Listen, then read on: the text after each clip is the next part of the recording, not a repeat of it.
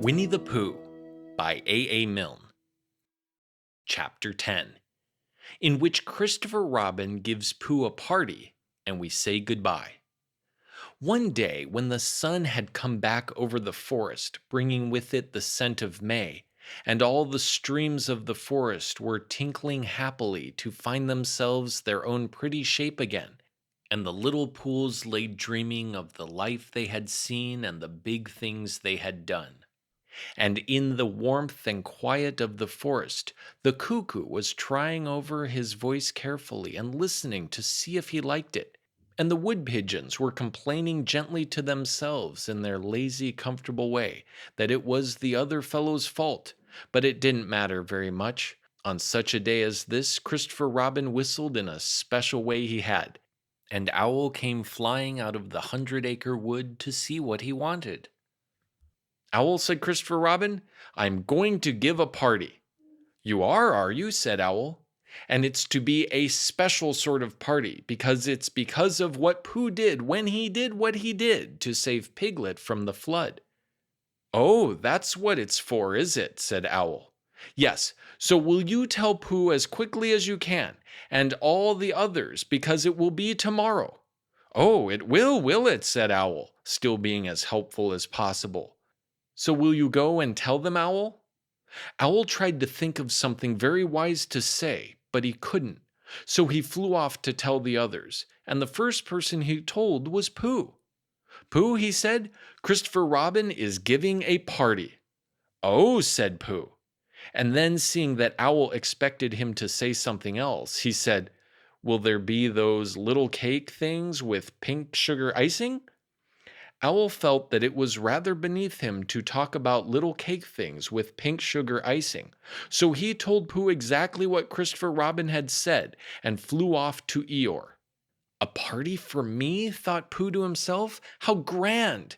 And he began to wonder if all the other animals would know that it was a special Pooh party, and if Christopher Robin had told them about the floating bear and the brain of Pooh, and all the wonderful ships he had invented and sailed on.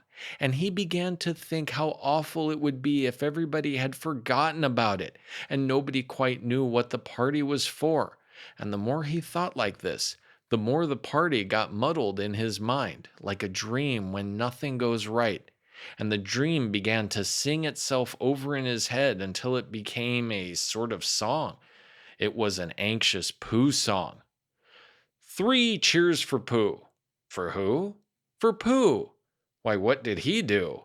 "I thought you knew. He saved his friend from a wedding. 3 cheers for Bear." "For where?"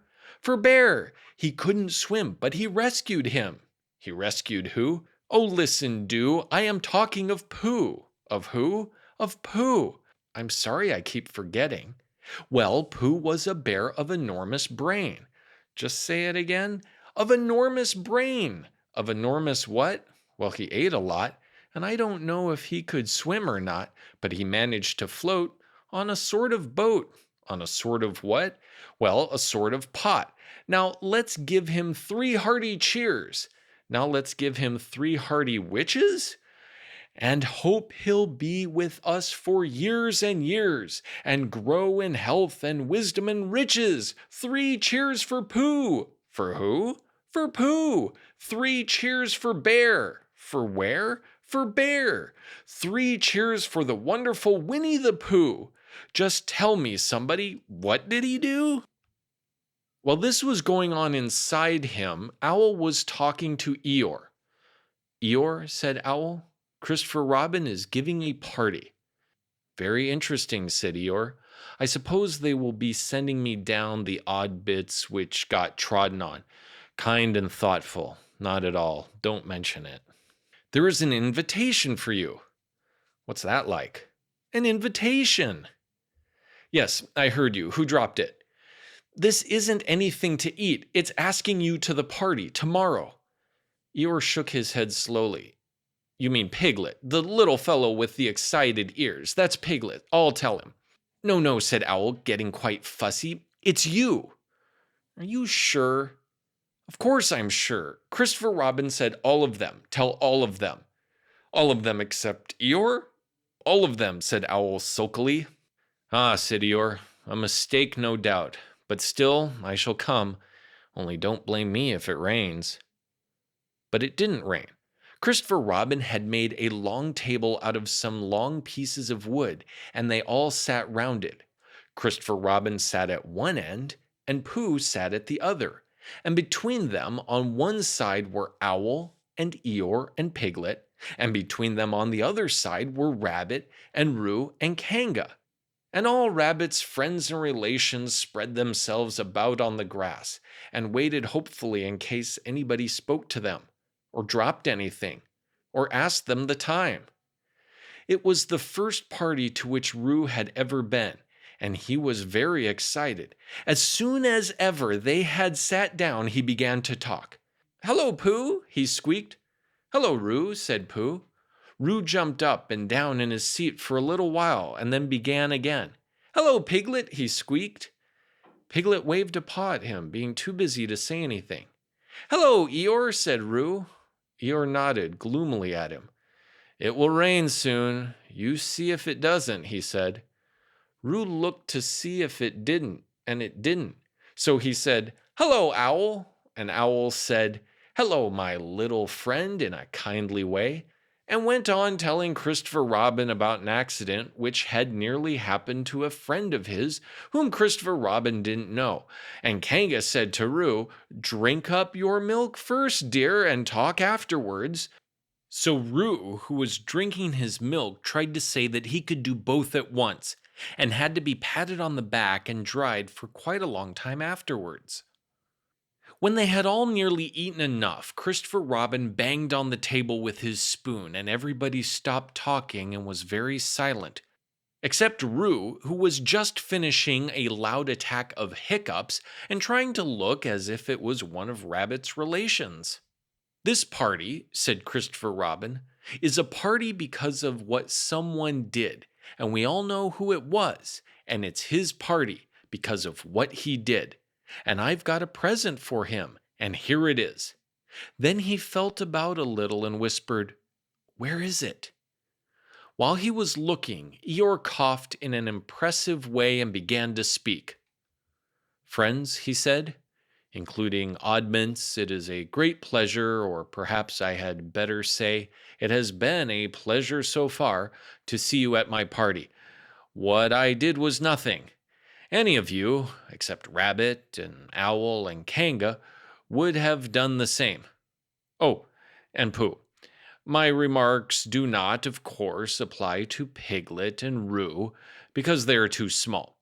Any of you would have done the same, but it just happened to be me. It was not, I need hardly say, with an idea of getting what Christopher Robin is looking for now."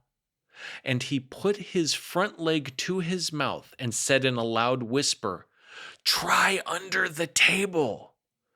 That I did what I did, but because I feel that we should all do what we can to help, I feel that we should all— "Hup," said Roo accidentally. "Roo, dear," said Kanga reproachfully. "Was it me?" asked Roo, a little surprised. "What's Eeyore talking about?" Piglet whispered to Pooh. "I don't know," said Pooh rather dolefully. "I thought this was your party." "I thought it was once, but I suppose it isn't." "I'd sooner it was yours than Eeyore's," said Piglet. "So would I," said Pooh. "Hup," said Roo again.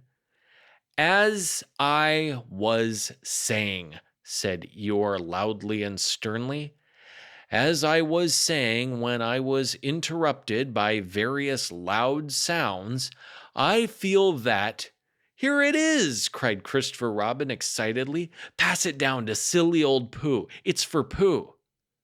"For Pooh?" said Eeyore. "Of course it is, the best bear in all the world." "I might have known," said Eeyore. "After all, one can't complain. I have my friends. Somebody spoke to me only yesterday. And was it last week or the week before that Rabbit bumped into me and said, 'Bother. The social round. Always something going on.'" Nobody was listening, for they were all saying, "Open it, Pooh! What is it, Pooh? I know what it is. No, you don't. And other helpful remarks of this sort. And of course, Pooh was opening it as quickly as ever he could, but without cutting the string, because you never know when a bit of string might be useful. At last it was undone. When Pooh saw what it was, he nearly fell down. He was so pleased. It was a special pencil case. There were pencils in it marked B for bear, and pencils marked HB for helping bear, and pencils marked BB for brave bear.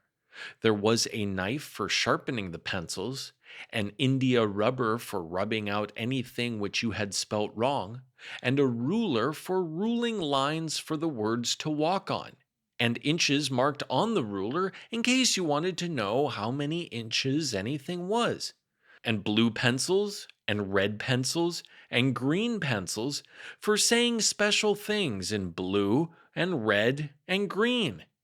And all these lovely things were in little pockets of their own in a special case, which shut with a click when you clicked it. And they were all for Pooh. Oh, said Pooh. Oh, Pooh, said everybody else except Eeyore. Thank you, growled Pooh. But Eeyore was saying to himself, this writing business, pencils and whatnot, overrated if you ask me.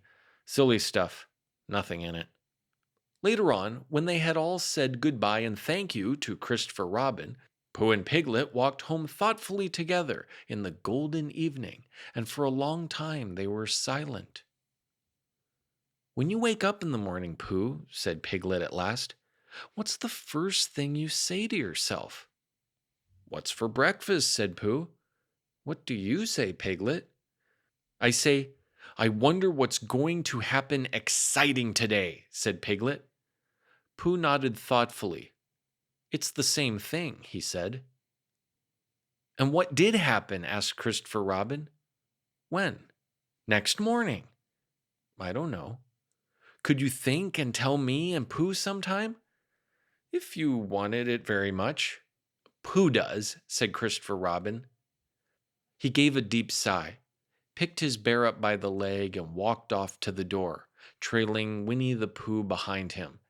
At the door he turned and said, Coming to see me have my bath? I might, I said. Was Pooh's pencil case any better than mine? It was just the same, I said. He nodded and went out, and in a moment I heard Winnie the Pooh, bump, bump, bump, going up the stairs behind him. End of chapter 10, the final chapter in Winnie the Pooh. Storytime with Jerry.